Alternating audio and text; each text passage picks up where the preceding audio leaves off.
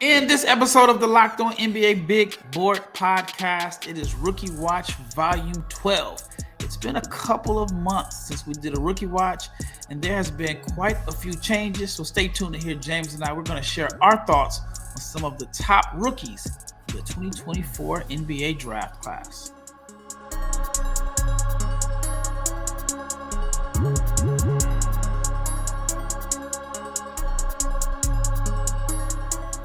Big shout out to each and every person that has made the Locked On NBA Big Board Podcast your first listen of the day. I am your host, Rafael Barlowe, along with my co-host, who happens to be my brother James Barlowe. And this episode is brought to you by FanDuel. Right now, new customers can get $200 in bonus bets when your first $5 bet wins. So check it out at FanDuel.com. Also, be sure to check out the Locked On newsletter at LockedOnDaily.com. It is your one stop for ultimate team and league coverage delivered right to your inbox every single day. And if you are not subscribed to the Locked On NBA Big Boy YouTube channel, not sure what's taking so long, please subscribe, like, share, comment, click the bell so you can be notified every time we drop an episode. Draft season is around the corner. March Madness is here, and some of your teams are out of it. Some of your teams are donezo, and you need to be looking at which prospects your teams may be eyeing in the 2025 NBA draft. So again, please subscribe. NBA Big Board on YouTube. All right, this is Rookie Watch Volume 12. Like I mentioned in the open, we have not done a Rookie Watch in, it's been a couple of months. It's hard to keep up with all the rookies and do the Rookie Watch episodes when there are a gazillion prospects and games to watch. But I figure it's about time to bring in James to talk about the rookies, just because a lot has changed since the last time we did a Rookie Watch. We're just going to share our thoughts on some of the guys that have stood out and have caught our attention. Well, mostly James's attention. I'm going to chime in here and there. But before we get into the names, has your thoughts changed on this 2024 class? I still hear people, or still see people saying that this class is weak. It's not a strong class. What are your thoughts on it? I think it's a good class. I mean, the guys that we're going to talk about today are having pretty good seasons, all things considered. Again, did you have the fanfare of knowing who the Rookie of the Year was? No, but who cares? Like, you're still getting good guys. And I will say, and I'll speak about it more when we talk about it, but like with Risacher going number one, he's having a very good rookie season. And I'll explain why. But with him going number one, people were like, oh, it's not a good class. And they see his skill set. And they don't think he may not be X in the future, but like guys are being productive and you can see the talent, and it's going to look different from next year's class because you expect Cooper Flagg to, be the hands-on Rookie of the Year award winner, even though he hasn't even been drafted yet. But this one is a little different, but I like it. I feel like some of the guys that I was higher on are playing well. Some of the guys who I had my concerns, they still have their concerns, but shout out to the rookies, man. A lot of it is just about an opportunity. And as you can see, if you get an opportunity, you got to take full advantage of it. And when you don't have the opportunity, you got to find a way to just keep plugging away until an opportunity does come. So that's where we are. Yeah, it's all about opportunity. We'll talk about some of the guys in Utah that have maximized their opportunity. But let's start off with Stephon Castle. You are a huge Stephon Castle fan. I know people in the YouTube comments are going to want us to have a debate. I still stand on it. I don't see Brandon Roy, but we don't have to make the comparison. People think like I don't like Castle. I like Castle. I just didn't see the Brandon Roy comparison. But anyway, Castle has been really good for San Antonio. I think he's probably the front runner for Rookie of the Year. He was the fourth pick in the draft. And I got some numbers for you. Since the All-Star break, 16 points per game, 4.8 rebounds, 3.5 assists.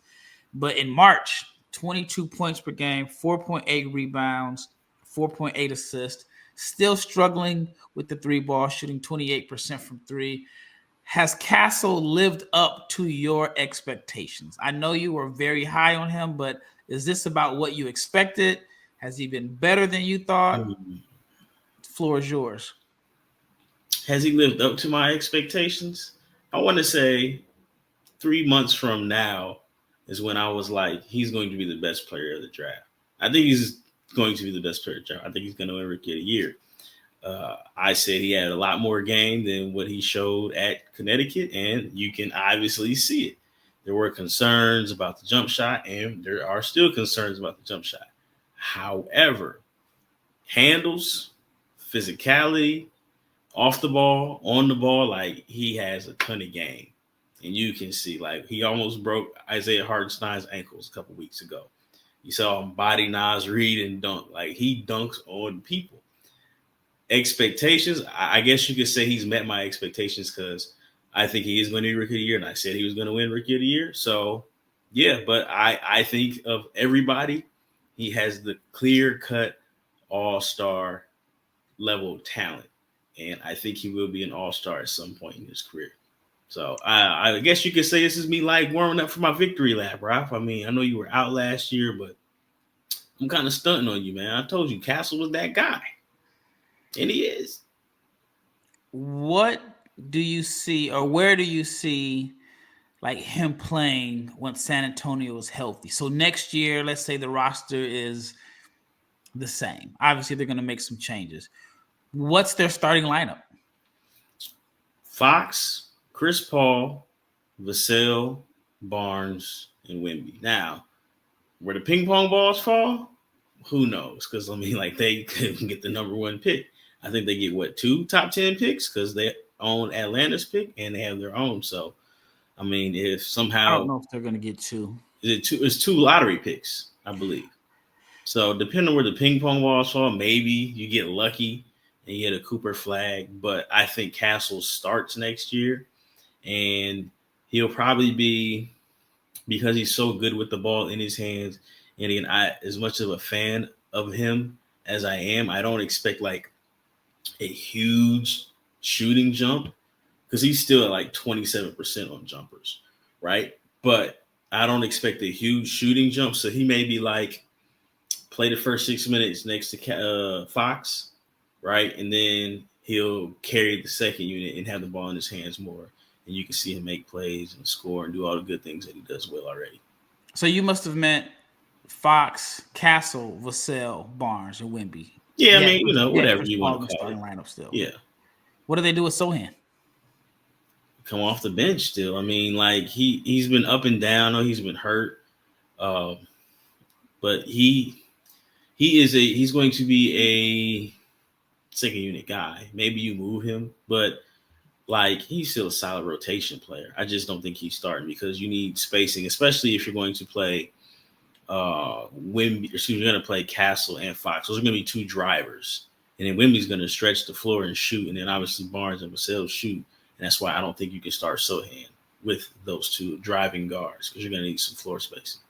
Yep, and I don't think the Spurs are going to end up with 2 lottery picks. Atlanta is probably going to make the playoffs by default. Oh, yeah, because I think that, even Chicago is going to make the play-in by default just because that gap between 10 and 11 is too wide.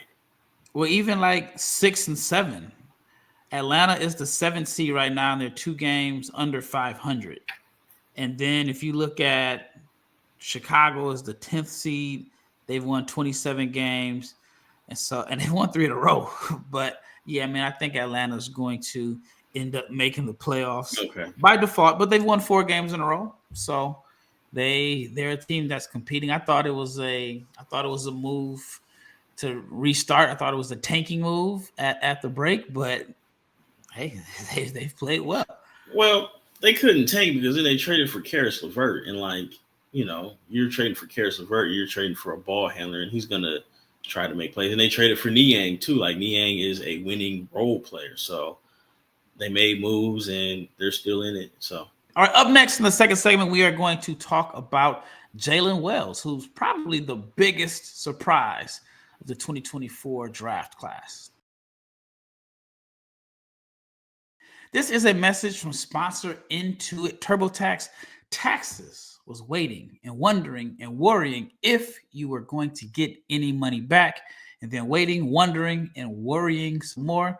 Now, Taxes is matching with a TurboTax expert who can do your taxes as soon as today.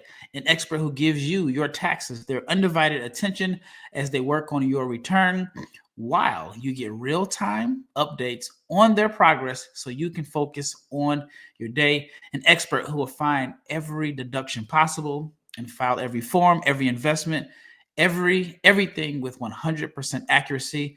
All so you can get the most money back, guaranteed. There's no waiting, there's no wondering, no worries. Now, this is Taxes. Get an expert now on TurboTax.com. It is only available with TurboTax Live full service, real-time updates only, and iOS mobile app. See guaranteed details at TurboTax.com/guarantee. Have you ever checked your bank account and wondered where in the world did all the money go? Between dining out, online shopping, and entertainment, it is very, very easy to lose track. And that is where Monarch Money comes in. It is your personal CFO giving you full visibility and control over your finances. And Monarch Money is not just a budgeting app. It is a complete financial command center. You can track all of your accounts, your investments, and spending all in one place. So you stop just managing your money and you start building wealth. Instead of juggling multiple apps, you can use Monarch to check your finances, track spending, and even long-term goals. So take control over your finances with Monarch Money. Use the code LOCKEDONNBA at monarchmoney.com for 50% off your first year. That is monarchmoney.com, code LOCKEDONNBA for half off your first year.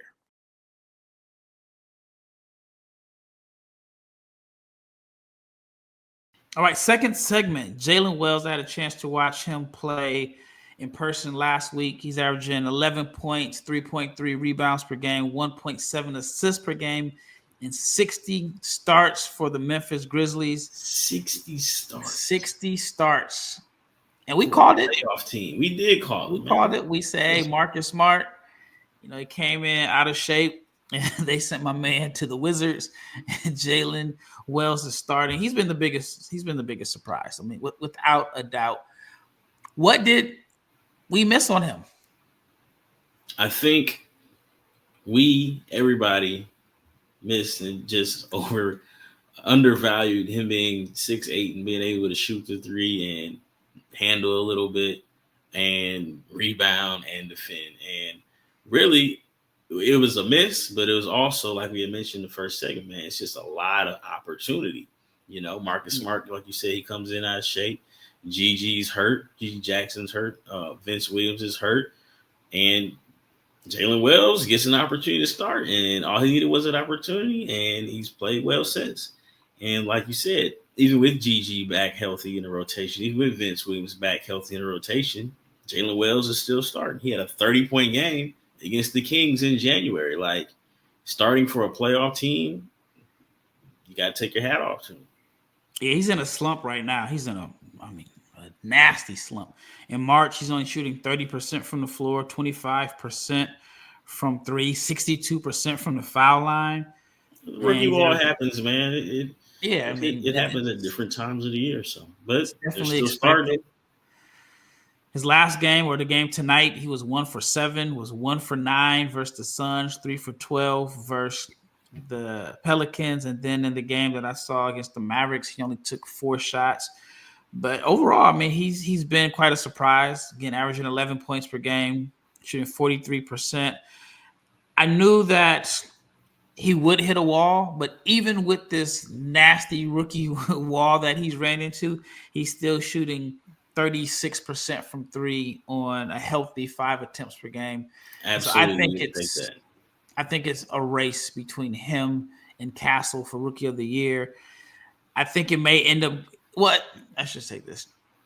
I think Castle's going to end up with the better numbers because San Antonio is in full tank mode, while Wells is not going to have the opportunities to get loose and get a bunch of shots. And so I think the voters are going to have to choose between raw numbers and a guy that is starting is starting as a rookie on a team that is, as of today, in third place in the Western Conference. Not third place in the Eastern Conference, third place in the Western Conference. But I mean, Castle's been better.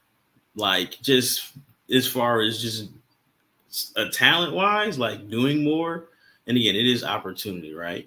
But scoring, rebounding, playmaking, like Castle's just been better regardless of what team. Like the Spurs kicked up the tank when Wemby went down. And again, Castle's production has gone up, but he had been trending in the right direction for some time now.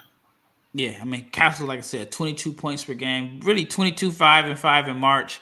So that looks like the It's run away with the Rookie of the Year award time.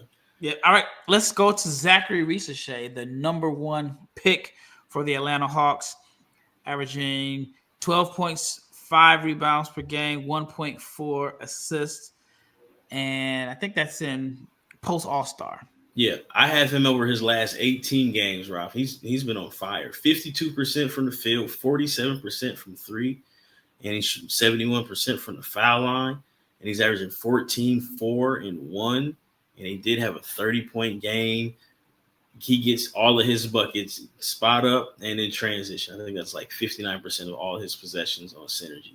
And like I've mentioned before, you couldn't have asked for a better spot for you as a rookie with his skill set as far as just running and shooting. And you're playing with Trae Young, who's probably top 3 or 4 passer in the league. So again, is he the number 1 pick that you get your fan base riled up for because he's going to change life in Atlanta? No, but he's been productive and he's only going to continue to be productive. Will the ball skills get better? I know he has to get better at finishing at the rim, sure. But like you couldn't ask for better production from him in the situation. Like he looks the part and he's playing the role well for Atlanta. And again, you mentioned Atlanta is like actively still trying to win games. So it's not like he's just out there, hoisting a bunch of shots up that don't really matter. Like they're actively trying to win games. They don't have a pick. Well, they have a later pick. So like they're trying to, make a run for it in the playoffs. No, Atlanta has picks. They, as of today, and this is obviously not including the order, they'll have the Kings pick, and they'll have the Kings pick. So they will possibly end up with the lottery pick.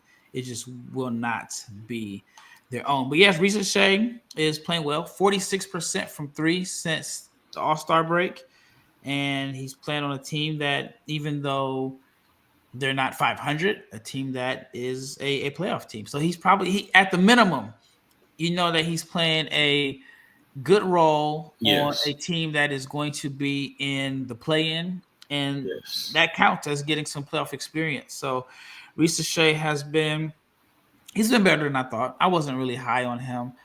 And I guess the reason I wasn't as high on him is because I didn't think that he was a franchise guy. I always thought that he was a connector. And I felt like in this draft, you can get a connector. I mean, Jaylen Wells is proving you can get a connector in the 30s. Not saying that he should have went in the 30s, but I mean, he's been well. He's played well, and I just think he's somewhat a victim in a sense of a weaker draft. I don't know. Some people still don't like hearing that. It is a weaker draft. I don't think it's going to be a strong class, and I don't see like a franchise guy in this class. But Risacher has been good. It's not his fault that he was born in 2005. All right, let's talk about Matas Buzelis, a guy that had a little made-up beef with Risacher. He thought he was the better of the two. And Matas is playing well. He's made the most of his opportunity, was not getting a lot of playing time at the beginning of the year. Now he's playing Chicago as the team that's probably going to be in the play-in tournament too. So maybe we get Matas versus Risacher in the play-in tournament. They're going to have a corner boy shoot off. Well, I know who's going to win that because Matas. Man, look, this is a positive podcast this evening, right? But going into the season, Matas, first of all, Matas is a very good athlete in transition. You give him a whiff of a lane, he's going to windmill, go up with one. Good open floor. And my issues that I've had with Matas is that, like, off the dribble, he's still not strong. And I didn't think he could really shoot like that. So, like, even as a starter, again, this is a positive podcast, but 12, 4, and 2 as a starter, almost a block, you'll take that. But he's shooting like 24% from three. And that was like my biggest issue. I think he had the rep of being a shooter. I know you said that the line got farther back on him and he didn't shoot well in the G League, but I just don't know if he can really shoot like that. But again, he's a good cutter. But like I said, until the handle improves, he's not going to be somebody, especially on that team with Kobe White and Josh Giddey handling. Well, he's not going to get very many like ball handling opportunities, so he's going to have to improve as a shooter. But 12, 4, and 2 on a team that's trying to compete for a playoff spot. You said that Bulls have won 4 in a row, I think, or something like that. Like, yeah. What more could you ask for? And Matas is getting an opportunity, so shout out to Matas. Yeah, Matas is interesting, man. I can't figure it out. So February, 12.8 points per game. It's up to 13.4 points per game in March. But here's the issue with the shooting. In high school, he was a good shooter. Shot over 40% from three at Sunrise. Absolutely struggled with his shooting playing for the Ignite last year. So I gave him a pass like, okay, you're going from the high school line to the NBA three-point line. That is not an easy task. But I thought that he was going to show some improvement given the fact that he would have a whole year or a summer working with the deeper line. So he shot 35% from three in November, limited amount of attempts because he was playing spot minutes. Okay. All right. There we go. He turned the corner. 36% in December, 39% in January. So I'm like, all right, Matas is proving me right. He just needed some time to adjust to the line. Again, this was a low volume of attempts. And then in February, in March, when the minutes start increasing, 31% from three in February, 24% from three in March. And since that is when the bulk of his attempts have come, the numbers are down. It's crazy. It's crazy. I don't remember what the date was. Actually, it was the game before he starting. He had a 10 for 10 shooting night. Mm-hmm. And again, it was some dunks, it was some threes. But, considering where he was drafted, you absolutely take that. And he's proven to be productive. He's got to figure out the shooting because he's got a lot of talent. Even if he's never a very good ball handler, like even if he just has closeout handles, right? Well, you got to make him close out on you because you got to make shots. So, but yeah, him and Risacher in the play, and that's going to be a corner boy off right there. That's going to look like Bodie versus Barlowe's crew, man. But here's what's interesting. If you look at the numbers, 32% from three is not horrible. No, you'll take that. And he's shooting 84% from the foul line. Risacher is shooting 34% from three and 71, I'm going to round it up, 71% from the foul line. Now, the volume of attempts is totally different. But I still think that there is a lot of promise for Matas. Yeah, for sure. All right, up next, we are going to talk about Alex Sarr, who did not want to play for the Atlanta Hawks. And we're going to talk about the Utah Jazz rookies. They got like an interesting dynamic with their rookie class. Stay tuned. March Madness is here, and FanDuel is giving you the chance to get in on the action like never before. And right now, new customers can get $200 in bonus bets when your first $5 bet wins. That's 200 extra bucks to use on everything from buzzer beaters to Cinderella stories and even who's cutting down the nets. With tournament games happening almost every day, there's always something exciting to bet on, and the FanDuel app is simple to use. And when you win, you get paid instantly. No waiting around. So visit FanDuel.com and get in on the college hoops action all tournament long. FanDuel.com. All right, let's talk about Alex Sarr. I think Alex Sarr has all-star potential. And he's averaging 11.7 points per game, 6.7 rebounds, 2.3 assists per game. The efficiency is bad, 38, 31, 62 shooting splits. And so you definitely want to see those numbers improve. But since the All-Star break, 13.7 points, 7 rebounds, 1 block. But he had a month in December where it was very underrated, and I thought he showed some real flashes. 13 points, 13.8 points per game, 6.3 rebounds, 1.7 blocks, but he shot 46% from the floor, 45% from three on a healthy volume of attempts, because a good chunk of his shots are going to be threes, but then he only shot like 55% from the foul line. But I like Sarr's potential as a defender, floor spacer, passer. I think he has to figure some things out. What is his role? But I am still very intrigued by his upside and potential. Again, I really, really like his talent. Prior to doing this podcast, I was running the numbers, and they weren't good, but he did miss a chunk of time because he was hurt. So I'm not going to read off his post All-Star numbers because it just doesn't look good. But the talent is there. I mentioned before, I wish he would have went to Atlanta because, in Atlanta, you're going to get 3 dunks attempts per night, playing with Trey, running the floor, being athletic. He chose Washington. That's fine. But you gotta let people know he chose Washington because he said he did not want to go to the Hawks.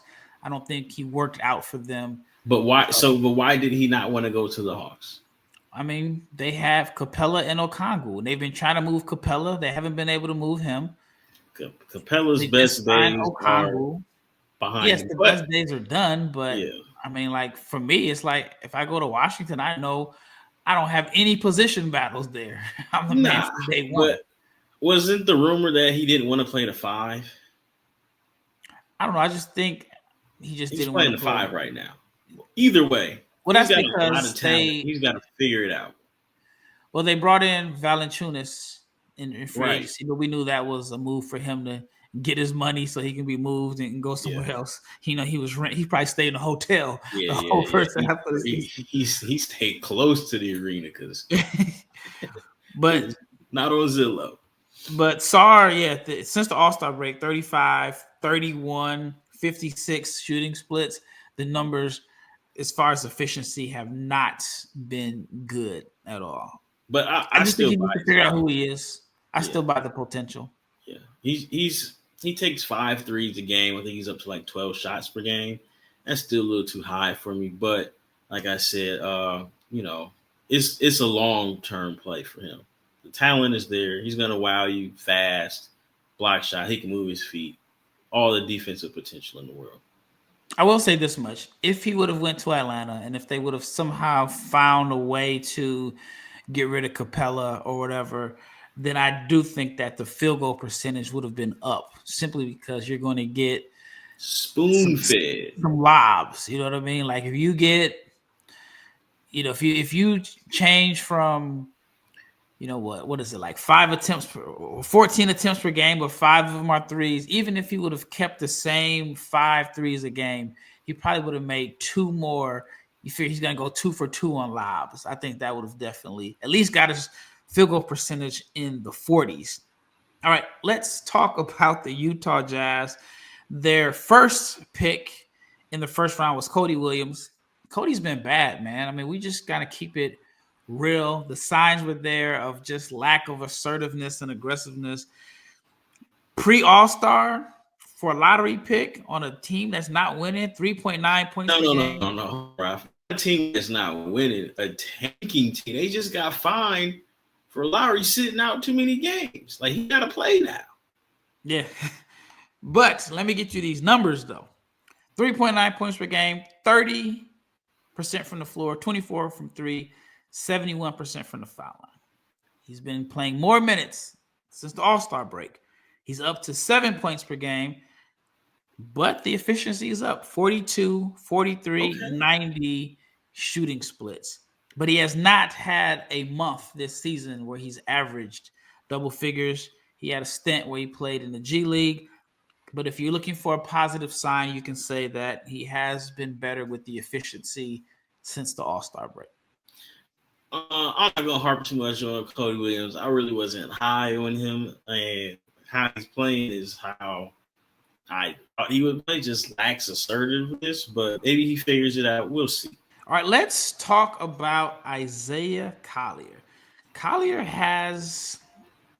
he's made the most of his opportunities. Now, one thing we knew about Collier dating back from high school to college is that he's a guy that if he's on the court, he's going to make something happen. Whether it's good or bad, you know that he's going to bring the energy, he's going to attack the paint, and that's what he's done.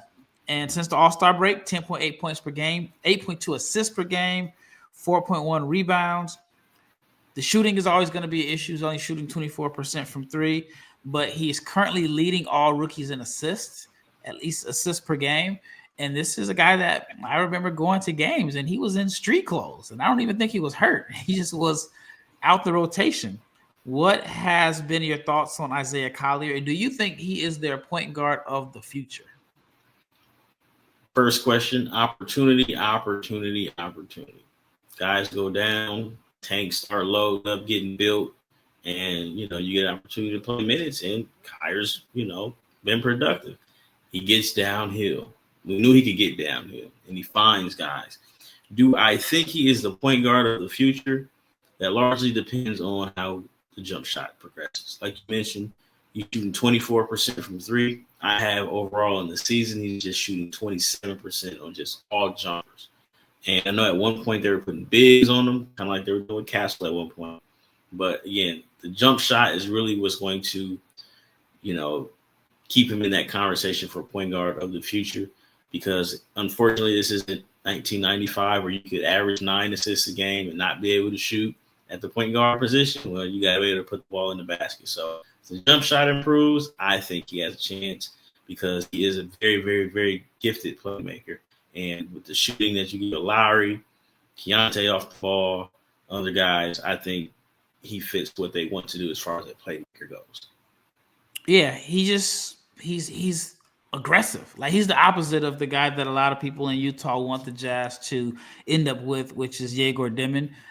Collier is not as good of a playmaker as far as just court vision, but one thing that he does do is he gets his assists because he's going to get 2 feet in the paint. Now, he may run some guys over from being out of control from time to time, but he is going to push the pace. He's going to get 2 feet in the paint. And I thought that him falling to where he fell in the draft, I just thought it was crazy that he fell that far. I believe I had him somewhere in the late teens, but for him to be, the 30th pick, I thought that was a steal for the Utah Jazz. But I do want to talk about Kyle Filipowski. Wasn't super high on Filipowski, partially because I hated how Duke used him, right? That's just, I guess, part of my beef with college basketball. He was posting up like crazy at Duke. He's not posting up. He's a 5-out center in the NBA now. I get it, Shire. You're trying to play to win the game. I don't care about your draft status. That's not what I'm here for. But so Kyle Filipowski on the season, Ralph, 7 double-doubles. He's 12.6 rebounds, 2 assists over his last 20 games. And you got to think, like, there hasn't been any, like, consistency in the lineups. Either he starts and plays 30 minutes or he plays 12 minutes because they're trying to beat fines from the NBA, the Utah Jazz, and they'll play Collins and then they'll play Larry Markin. He had a career-high 25 the other night, and he's offering, like, a good mix of rebounding and playmaking. And he's playing to his advantages as a stretch 5. And again, it's about opportunity. Like, as a rookie, where else would you want to be? Playing for a team that's not going to win, not trying to win. You get all the opportunities to play, especially this time of year. So Kyle Filipowski has played very well, considering like it is as much as opportunity, but even with like Cody Williams, you get opportunity, you got to play well. And Kyle Filipowski is playing well. Yeah, he's definitely playing well. Since the All-Star break, 15.3 points per game, 7.2 rebounds, 2.6 assists. I was wrong about Filipowski. He's also 54, 48, 61 shooting splits. How are you shooting 61 from the foul line, man? I don't get it. But March, 18 points, 8 rebounds per game, 52% from the floor, 42% from deep, and 71% from the foul line. I was not the biggest Filipowski guy. I didn't think he was – I don't know. I just wasn't a big Filipowski guy. I didn't know how his game would translate. You liked him more than I did. But I did say this about Filipowski. I was consistent on this. I did think that his NBA success was going to be 100% dependent on how well he spaces the floor. And I thought he had the reputation as a shooter coming into his freshman year at Duke. I want to say shot like 30% from three. Then he was better last year, but it was like, and you can say this with anybody, but his percentages would fluctuate because he would have like a streak where he would make like 6 out of 8 threes. And then you're like, dang, Filipowski shooting 38% from three. And then he'd have a cold stretch. And I just felt like the shooting wasn't consistent. And one of the things that he has done, especially since he's been getting more minutes with the Jazz, is knock down shots. And if he continues to knock down shots, then he is going to stick. I think he's going to have a pretty long NBA career. I think he's going to be one of the rookies that sticks. When you look at a draft class, you may find 20 rookies that actually stick and play 8 years, and I think Filipowski could be one of those guys. So big shout out to Kyle Filipowski. Thank you for making this your first listen of the day. Please check out the Locked On newsletter at lockedondaily.com, and also hit that subscribe button on YouTube because we are your source for NBA draft content. Once again, it's Rafael and James, and we are out of here.